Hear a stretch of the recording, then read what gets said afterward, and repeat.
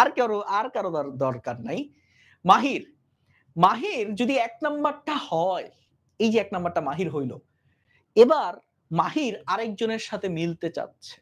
কার সাথে মিলতে চাচ্ছে সেটা তোমরা মনে, মনে চিন্তা করে নাও।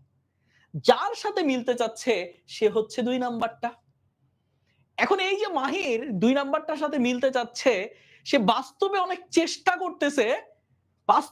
চেষ্টা করতেছে মেলার জন্য। কিন্তু তাদের ২ জনের পথ ২ রকম।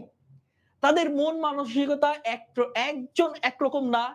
তারা কখনো একটা নির্দিষ্ট পয়েন্টে ঐক্যমতে পৌঁছাতে পারে না। যদি না পারে তাহলে তারা কি কখনো মিলিত হতে পারবে?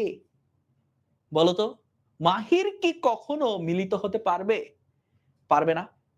যেহেতু মাহির মিলিত হতে পারবে না, তখন মাহির রাতের মধ্যে স্বপ্ন দেখবে। রাতে স্বপ্ন দেখবে। আচ্ছা, যদি আমরা মিলতে পারতাম তাহলে কিরকম হতো? সে ইমাজিনেশন এ চলে গেছে। কোথায় চলে গেছে? সে কিন্তু আর বাস্তব জগতে নাই। সে চলে গেছে তার ইমাজিনেশনে। যদি মিলতে পারতাম তাহলে কিরকম হতো? যেহেতু সে আর বাস্তব জগতে নাই, সে চলে গেছে অবাস্তব জগতে, তাই তার এই ইমাজিনেশনটা আর সামনে পায় নাই, বাস্তব লাইফে পায় নাই। কোথায় চলে গেছে? বিপরীত পাশে। বুঝছো? মনে থাকবে এখন? মনে থাকবে? এখন মাহিরের পজিশনটা কোথায়? মাহিরের পজিশনটা হচ্ছে পোল আর ফোকাসের মাঝখানে। তার মানে তোমরা যদি লাইফে কেউ পোল আর ফোকাসের মাঝখানে থাকো, তোমাদের যেই মিলন হওয়াটা সেটা বাস্তবে হবে না। কোথায় হবে?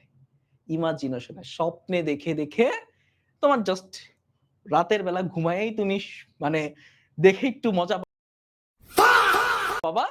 এর বাইরে আর কোন ধরনের তোমার কিচ্ছু জীবনে নাই। তো আজকে